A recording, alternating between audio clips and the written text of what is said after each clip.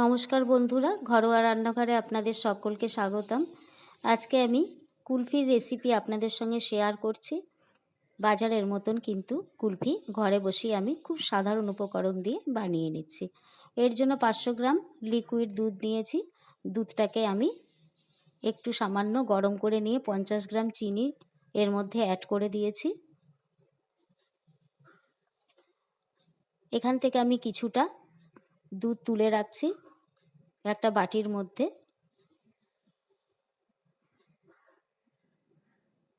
দুধটাকে মিডিয়াম আঁচে ঘন করে নিতে হবে জাল দিয়ে। এর মধ্যে আমি কিছু ড্রাই ফ্রুটস ব্যবহার করব, কাজু, কিশমিশ আর চিনেবাদাম নিয়ে নিয়েছি। এগুলোকে আমি একটু কেটে নিচ্ছি, ছোট ছোট টুকরো করে নিচ্ছি। আর যে দুধটা আমি তুলে রেখেছিলাম সেই দুধটার মধ্যে আমি কাস্টার্ড পাউডার 2 চামচ মিশিয়ে দিচ্ছি। আপনারা যদি চান তাহলে কিন্তু কর্নফ্লাওয়ার দিয়েও এটা করতে পারেন, তবে সেই ক্ষেত্রে কিন্তু একটু কালার আর একটু ভ্যানিলা এসেন্স অ্যাড করতে হবে। দুধটা আমার কিন্তু বেশ ঘন হয়ে এসেছে। এবার আমি এর মধ্যে একটু 4-5টা এলাচ গুঁড়ো করে দিয়ে দিলাম। এবারে দুধে মিশিয়ে রাখা কাস্টার্ড পাউডার, সেই মিশ্রণটা আমি এর মধ্যে একটু একটু করে অ্যাড করব আর কন্টিনিউ নাড়তে থাকবো। কন্টিনিউ নাড়তে না থাকলে কিন্তু দলা পেকে যাবে। এটা কন্টিনিউ নেড়ে নিচ্ছি আমি মিডিয়াম আঁচে। মিনিট 2 ফোটার পরেই কিন্তু এটা বেশ ঘন হয়ে আসে। এবার আমি এর মধ্যে মিল্ক মেড অ্যাড করে দিচ্ছি। মিল্ক মেডটা যদি না থাকে তাহলে না দিলেও হবে, তবে মিল্ক মেডটা দিলে পরে খেতে কিন্তু খুব টেস্ট হয়। এর বদলে আপনারা আমুলের গুঁড়ো দুধও অ্যাড করতে পারেন প্রথম দিকে, তাহলেও কিন্তু খুব টেস্টি হয়। মিনিট 2 নাড়ানোর পরে গ্যাসটা বন্ধ করে দিয়ে এবার আমি এটাকে একটু ঠান্ডা করে নিচ্ছি। ঠান্ডা হলে এটা কিন্তু আরেকটু ঘন হয়ে আসবে। এবার এর মধ্যে আমি ফ্রুটসগুলো সব দিয়ে দিচ্ছি। ভালো করে মিশিয়ে নিচ্ছি মিশ্রণের সঙ্গে।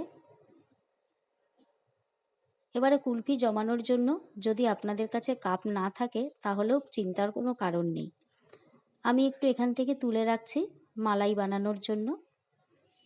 আমি কিন্তু চায়ের কিছু কাগজের কাপ নিয়ে নিয়েছি আর কাচের কয়েকটা গ্লাস নিয়ে নিয়েছি। এগুলোর মধ্যেও কিন্তু খুব সুন্দর কুলফি বানানো যায়। মিশ্রণগুলো এর মধ্যে সব আমি ঢেলে দিচ্ছি। এরপরে মুখগুলোকে আমাকে বন্ধ করে দিতে হবে। তার জন্য আমি কিছু ফয়েল পেপার নিয়েছি। মাঝখানটা একটু ছুরি দিয়ে কেটে নিয়ে আইসক্রিমের কাঠিগুলো ঢুকিয়ে দিলাম। কুলফিগুলোকে একটা থালার মধ্যে সাজিয়ে নিয়ে ডিপ ফ্রিজের মধ্যে ঢুকিয়ে রাখবো। প্রায় 9-10 ঘন্টা পরে নামিয়ে নিয়েছি। দেখুন আমার কুলফিগুলো কিন্তু সুন্দর জমে গেছে। প্রথমে কাগজের কাপেরটাই আমি ডিমোল্ড করলাম, পরে একটু হাতের তালুতে ঘষে গরম করে নিয়ে কাগজের কুলফিটা বার করে নিলাম। কি সুন্দর দেখুন,